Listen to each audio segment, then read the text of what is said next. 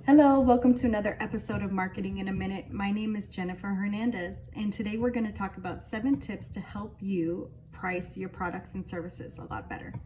So, as a business owner, a lot of times there's a struggle pricing products and services more efficiently. So, a lot of times the person that is creating the product or service is so comfortable and they have many years that they've been doing this. They don't see the actual value of what is going into it, and they're underpricing their work, and so that becomes a problem for a business owner. You can't scale that way, and it's not really fair. You're putting the work into these things, and you should be getting the correct compensation, and the customer should be receiving the value that they deserve as well. So these 7 tips will help you think about the process when you're pricing your products and services. So let's jump into the tips. The first tip is, do not think about how you use your own money. Like, don't price these products based on your pocket or your pocketbook, we'll say. What you think might be valuable and what you would pay is not the same thing that someone else would pay. So you want to be really thinking about, this goes into step 2, but think about the value that you're providing. There's a lot of value you're putting into this product that you're providing to the customer, or the service that you're providing to the customer. Think about how that customer is, the perception of the value that you're giving, because that is what you're pricing. They're happy to pay something because of the value they're getting. So 1 and 2 kind of go together. Don't use your own pocket, and think about the value that you're providing and base your pricing off of that. And also, you want to think about how many years experience do you have in the field that you're working in. So maybe if you're just starting out, your prices could be a lot more affordable and on the lower end of the spectrum as compared to others that maybe have more seniority and have been doing it for 15 years. Obviously, when you've been doing something for 15 years, you've accrued a lot of experience, a lot of education around that specific service or product. So you have the authority to charge more. So think about that as well when you're trying to, price your things. Think about how many years you have in that specific industry doing that thing to be able to charge what you want. Number 4 is calculate your cost. So this is a really great way to look at exactly what you're putting into that product or service, what is coming out of your own pocket, and then be able to add an additional cost on top of that, which would be your profit.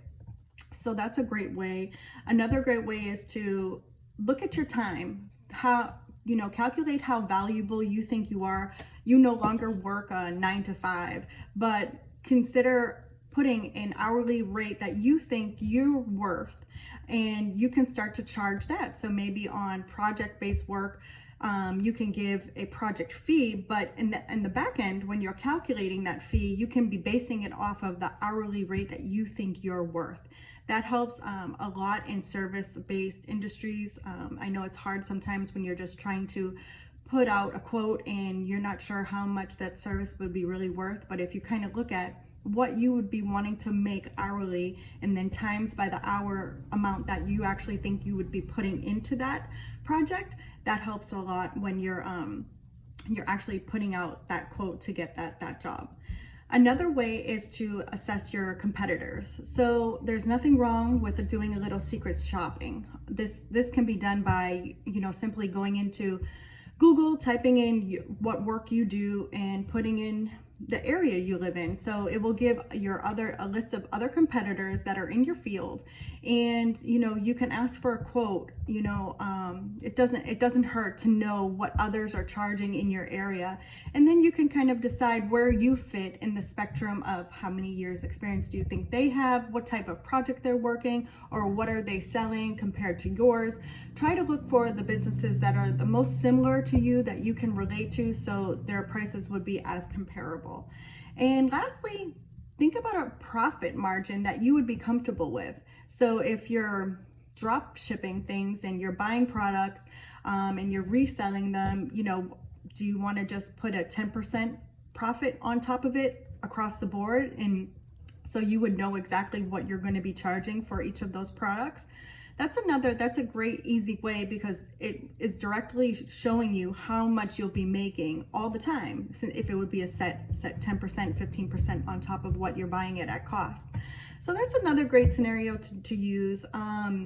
Just a rule of thumb that you should always be hearing when you are sending out your quotes to get a job, if you're doing services, or when people are reaching out to you to buy products from you, 1 out of 5 people should be telling you you are too expensive, because that's showing you that you are actually priced just right, because 80% of your potential customers are saying, yes, that's great, your price is good, you're affordable, let's move forward. And only 1 is saying, yeah, you're too much. So that's a great way to kind of resonate how your pricing is. In comparison, if 2 or 3 out of 5 people are saying, you're really too expensive, I really can't move forward, maybe that is something that should be telling you that maybe you're focusing on the wrong target audience. It's not to say that you're too expensive, but maybe your products or services are best set for another audience. So there's value in all the work that you do and the services you provide. You just need to find that specific customer. So I hope these tips were of help. I know pricing is something I can relate to. A lot of entrepreneurs struggle when it comes to pricing your own work. And I just don't want you to be undervaluing and underpricing your work anymore, or your products, because at the end of the day, when you're underpricing your work, you're going to become very overwhelmed. More people will be signing up with you for your services or buying your products, and you're not going to have the bandwidth to actually complete these products or these services. So it's really appropriate and it's very important to price your products and services correctly, so it's a win-win situation.